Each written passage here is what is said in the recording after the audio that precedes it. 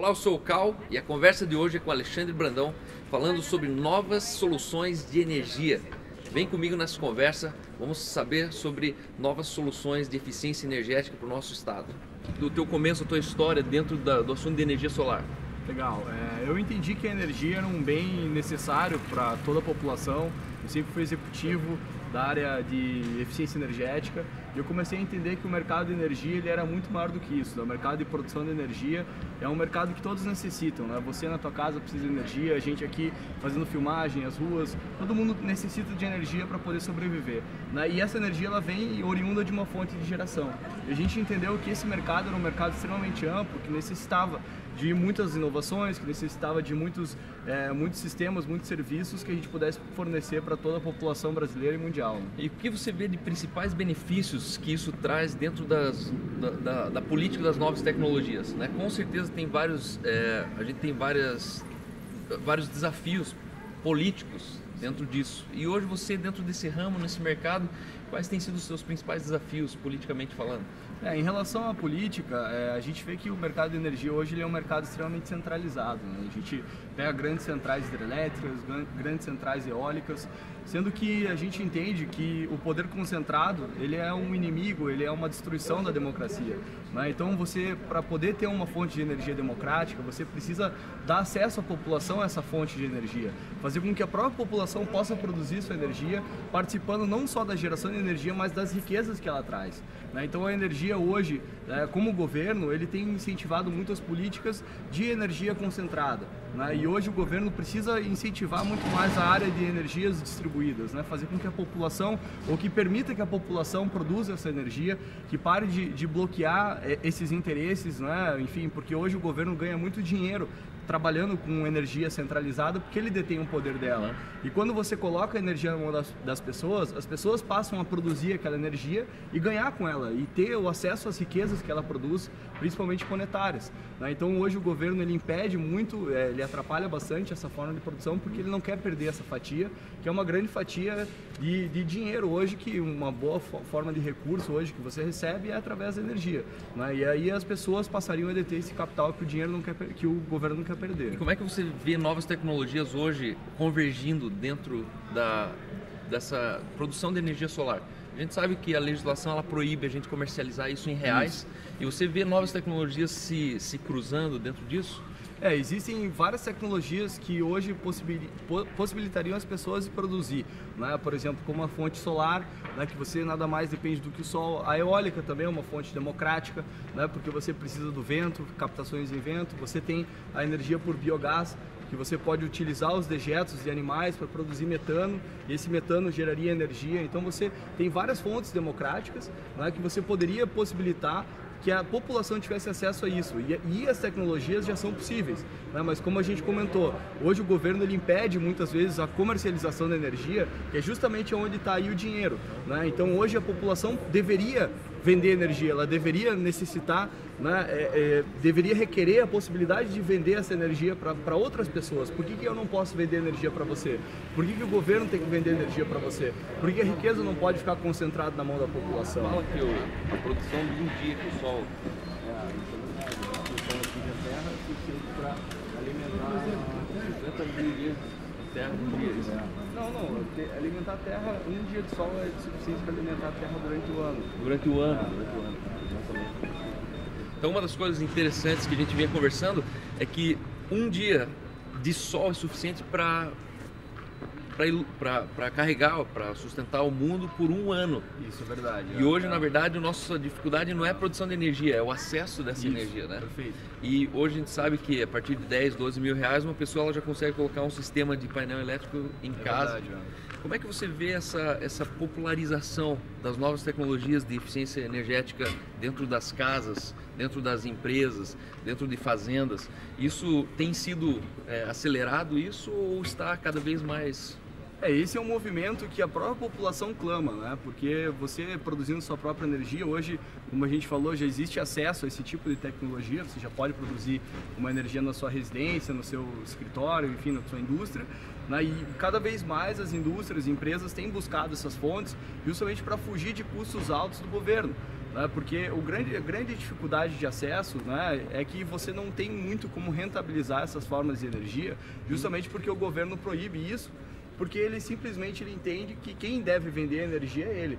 Né? E se a gente conseguisse criar formas em que o governo permitisse que a própria população pudesse comercializar essa energia, seria muito mais interessante, porque o governo ele acaba não sabendo fazer gestão dos recursos. Né? Então hoje você vê a malha governamental é muito grande, o governo tem um custo muito alto e quando você compra a energia do governo, você está pagando por toda essa ineficiência de gestão, enquanto você poderia comprar essa energia diretamente de outra pessoa para que essa pessoa tivesse uma gestão dessa energia muito mais barata do que se você fosse fazer isso através do governo. Então a grande dificuldade hoje é que o governo não permite com que as pessoas façam isso e por isso que não há tanta rentabilidade ainda para que todo mundo possa ter essa forma de geração de energia. Mas hoje já existem tecnologias suficientes para que isso aconteça, já é possível uma pessoa participar disso, só que poderia ser muito mais rentável e lucrativo se o governo permitisse. Muito bom. Você consegue ver, por exemplo, a influência das criptomoedas, influência dessa inteligência artificial facilitando e impulsionando toda essa questão da eficiência energética dentro do... Porque, na verdade, hoje a gente percebe que existe uma democracia ditatorial, né? Porque, de um lado, é democrático, o Estado, só que, do outro lado, na operação, ela é ditatorial, né? Inclusive, você já perdeu contratos milionários já, justamente por questões governamentais. Né? Como é que você vê essa integralização de novas tecnologias juntos? Perfeito. A gente até conversou que, basicamente, é uma briga de gato e rato. Né? Então, em que a gente começa a desenvolver novas tecnologias, buscar fontes inovadoras, formas mais inovadoras de se produzir essa energia. E quando o governo percebe que você está rentabilizando em cima disso, como uma iniciativa privada, quando você está ganhando dinheiro, ele vem e te taxa. Então, ele sempre tenta atrapalhar. Então, muitas vezes você tem lá um negócio, né, bilionário, fechando com uma grande estatal que poderia melhorar e muito a forma dessa estatal produzir energia, só que simplesmente, como o governo também tem uma empresa de energia, essa empresa do governo impossibilita que esse negócio aconteça. Ele simplesmente tenta se meter dentro da negociação, ele tenta fazer com que você não evolua nisso e principalmente nesse caso, como essa era uma empresa de saneamento, ela poderia fornecer água mais barata para as pessoas, porque se a energia fosse mais barata, o principal insumo dela é a energia. Se fosse mais barato, ela forneceria água mais barata para a população. Mas como o governo não quer perder a fatia, a própria empresa do governo que trabalha com eletricidade não deixa com que esses novos projetos venham a acontecer. Então existe uma briga de gato e rato que toda vez que você começa a lucrar, o governo vem e tenta taxar com mais impostos. Né? Em vez dele deixar a gente trabalhar, a gente não precisa que o governo nos dê incentivos financeiros, a gente precisa que o governo nos deixe trabalhar, que a gente possa produzir as coisas sem ele se meter no meio, né? Sem ele tentar impossibilitar que novos negócios aconteçam. E justamente essa onda de criptomoedas e uma forma digital de capital, isso vem muito ao encontro, né? Porque hoje o governo ele impossibilita você vender, por exemplo, em reais por quilowatt essa energia, mas nada te impediria vender essa energia em bitcoins. Então você cada vez mais usa a tecnologia para driblar as travas do governo. Então você pode usar a criptomoeda para driblar as travas do governo que impossibilitam a população de comercializar essa energia. Então você pode usar dessas tecnologias para cada vez mais driblar o governo. E cada vez mais o governo vai tentar comer as suas fatias e tentar buscar aquilo que você está construindo. Em vez de ele deixar e permitir com que a gente cresça, como acontece no mundo, o Brasil tenta segurar a gente. Né? É muito interessante porque novas tecnologias elas estão assediando, na verdade, o avanço de uma cidade, de uma população. Né? Porque, por exemplo, você pega o WhatsApp, pega o Waze, são grandes players que é um serviço gratuito. E isso, para o Estado, não é tão interessante. Né? E aí eu percebo que esse assédio das novas tecnologias vai descentralizar o poder, né? Onde a gente coloca mais acesso para a população. E o fato é que nós precisamos urgentemente apertar um F5 dentro da nossa classe política, onde nós abrimos a porta para novas tecnologias e paramos de resisti-las.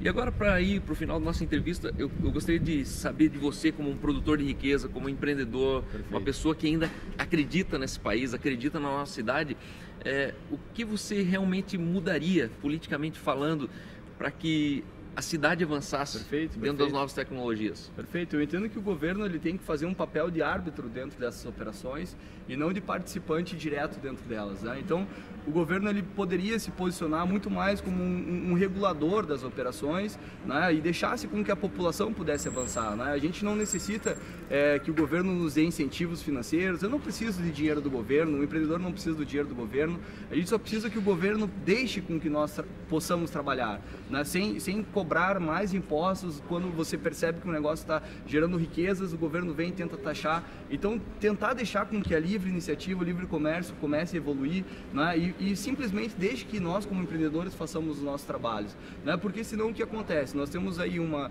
excelente empresa, extremamente promissora, talvez nada como hoje o mundo viu, a gente está construindo algo no Brasil.